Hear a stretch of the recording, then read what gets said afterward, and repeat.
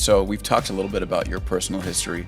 I just want to end here with a bit of a lightning round where we can talk about some of the leaders in the tech world that you've worked with. They're going to be big names that a lot of our audience will know. Just give us one thing that you've learned from each. And I want to start with Marc Benioff. Marc was amazing at creating an ecosystem and a community around a company. I was really inspired by my first Dreamforce and just seeing all the people that showed up there and realizing there's a difference between having customers and having a community. And that's definitely something I took away from him.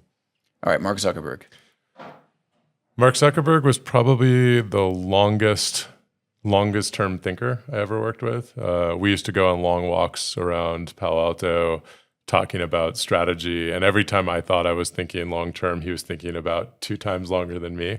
And I've tried to model that now. It's like, how am I thinking long term enough? And I think you can see it in just Facebook and Meta's performance over the past decade. Like, he's always looking at the horizon beyond the horizon, which I deeply admire. Speaking of Zuckerberg's long-term thinking, do you think this big bet that they're making on artificial intelligence, right? I mean, they've poached many of the top engineers from the company that you're the board chair of.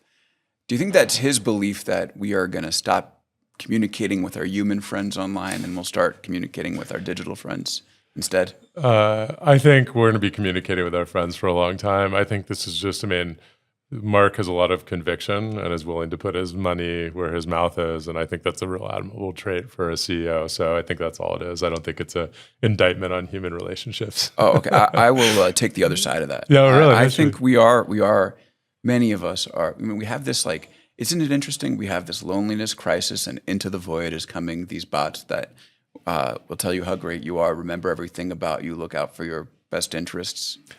I actually am worried about sycophantic AI. I think it is, some of the science, I guess, has been partially debunked, but I like the anxious generation, and it resonated with me, just the negative impact of smartphones and social media, particularly on young people. And I think with any of these new technologies, there's a risk of addictiveness and particularly the sort of sycophantic nature of some of these agents. But I'm an optimist. I think technology broadly moves society forward and can unburden us from repetitive and menial tasks and enable us to be more self-actualized. So I do think it's important to worry about, but I also think it's wrong to think it's an existential risk. And I think we should worry about it, mitigate those risks. Be smart with our kids and, particularly kids in middle school and secondary school about when they get access to technology, but I'm really optimistic for the benefits. Sam Altman, you've spent some time with him as the board chair of OpenAI. How does he operate? What have you learned from him? Sam probably has the most ambitious vision of any founder that I've worked with, and his superpower is aligning people to that vision.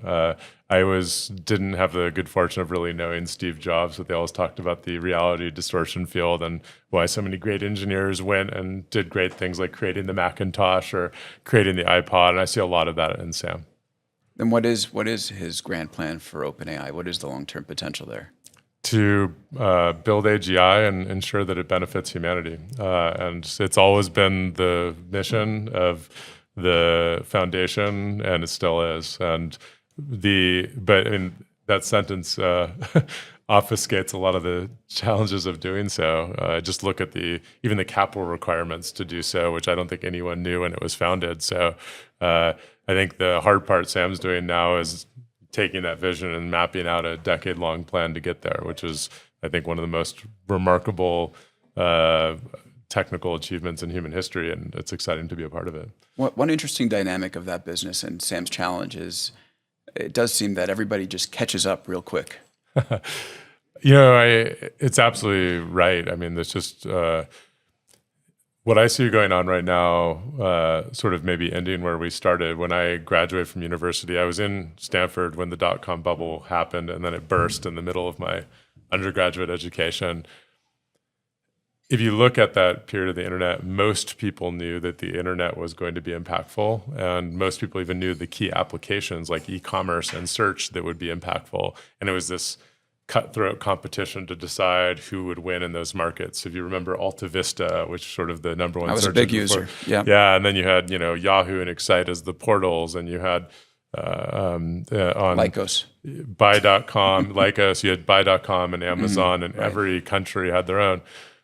I think we're just in a similar state right now. You don't need to have a PhD in artificial intelligence to think and say, wow, this is going to have a big impact on the economy and society. So you have all of the capital, all the smart people in the world, all focused on the same thing. So this degree of competition is completely, in my opinion, expected. Right. It means it's super stressful for those of us in the middle of it. It's great for the world, though. I mean, competition drives innovation, it lowers costs. So I think it's just a great thing. If for those of us in the middle, we don't get a lot of sleep because every day you wake up and there's new competition.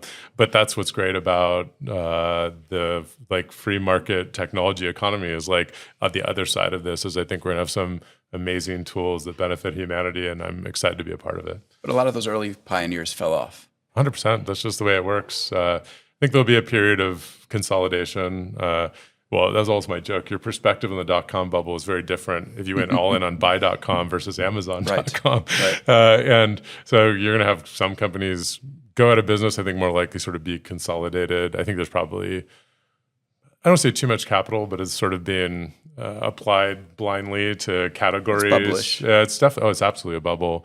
But I think it doesn't mean that there's not truly generational companies being created at the same time. And I think both are true at the same time. And that's why venture capital isn't for the weak of heart. And you're going to see some people do very poorly, and some people writing their proverbial book about the great bets they made. And that's the world I grew up in, and I think it's exciting, though mildly stressful at times. Yeah. What about Marissa Mayer?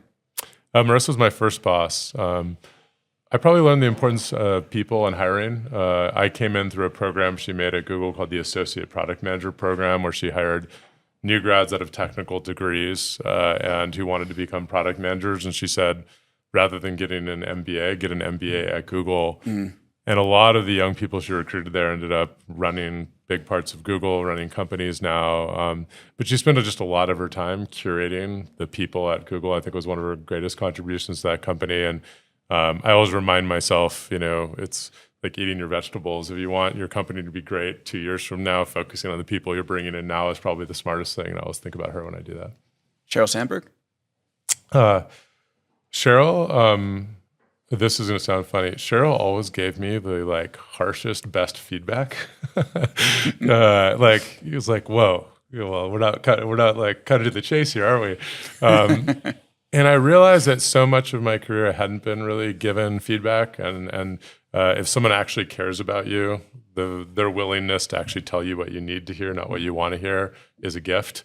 And so I think it's very hard to give feedback because you think about the way it will make someone feel rather than thinking about you want them to be better at their career in the future. So I learned that from her, and she's amazing. And I think she's a mentor to half of Silicon Valley for a reason. Do we put Larry and Sergey together? I feel like people just say Larry Sergey. We'll get Larry and Sergey together. Larry, for me, always focused on long-term technology direction in a way that was remarkable. When I got to Google, I had no idea why we were building our own data centers, and it turned out to be an incredibly important part of the cost to serve of Google when we were making everything from Google Maps to App Engine, which became Google Cloud.